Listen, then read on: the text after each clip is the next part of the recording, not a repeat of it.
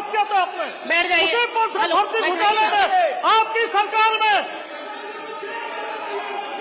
बैठिए बैठिए अजय सिंह जी, बैठिए बैठिए बैठिए। पूजा सरोज जी। अधिष्ठाता महोदया, आज आपने मुझे देश के भविष्य, छात्रों, अभ्यर्थियों, नौजवानों और बेरोजगारों पर नियम 56 बात नहीं रखने का अवसर दिया, उसके लिए मैं आपका बहुत धन्यवाद करती हूँ। उत्तर प्रदेश में नौजवानों की मनोदशा आज बेहद चिंतनीय है। सरकार को आज 8 साल हो गए उत्तर प्रदेश में, माननीय अधिष्ठाता महोदया, पर आज भी उत्तर प्रदेश का नौजवान ये सवाल पूछ रहा है कि क्या उत्तर प्रदेश की भारतीय जनता पार्टी को उन नौजवानों की मेहनत की कोई कीमत नहीं है। जहां सरकारी नौकरियों को स्थिरता और सम्मान का माध्यम माना जाता था, लेकिन आज भारतीय जनता पार्टी की सरकार ने अपनी लापरवाही से उसे अनिश्चितता और इंतजार का एक नाम बनाकर रख दिया है।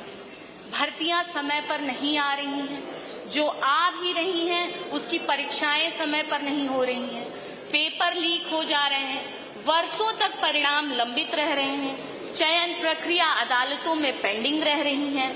नौजवान दिन रात मेहनत करके पढ़ रहा है, लेकिन जब जवाब में उसे मिलता है सिर्फ आश्वासन, तारीखें और इंतजार। सरकार बेरोजगार की बात तो करती है, परंतु सरकारी नौकरियों के रिक्त पदों को जब भरने की बात आती है तो वो अपने उन अभ्यर्थियों से, उन नौजवानों से, उन बेरोजगारों से किनारा कर लेती है।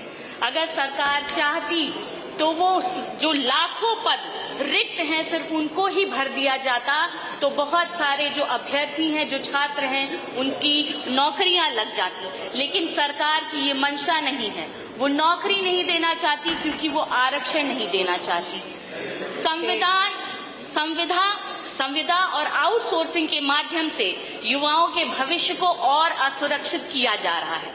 नौजवान ये सवाल पूछ रहा है कि हम सब्र कब तक करें।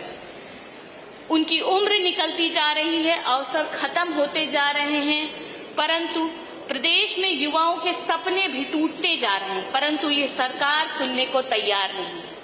ये राजनीति का हिस्सा नहीं है माननीय अधिष्ठाता महोदय, बल्कि संविधान में मिले अधिकारों की रक्षा की बात है कि किस तरह से आज उत्तर प्रदेश की लोक सेवा आयोग पे जिस पे लाखों युवाओं की जिम्मेदारी है, जो अभ्यर्थी दिन रात मेहनत करके पढ़ रहे हैं, उसकी जिम्मेदारी है, पर आज वो संस्था किस तरह से सवालों के कटघरे में खड़ी हुई है।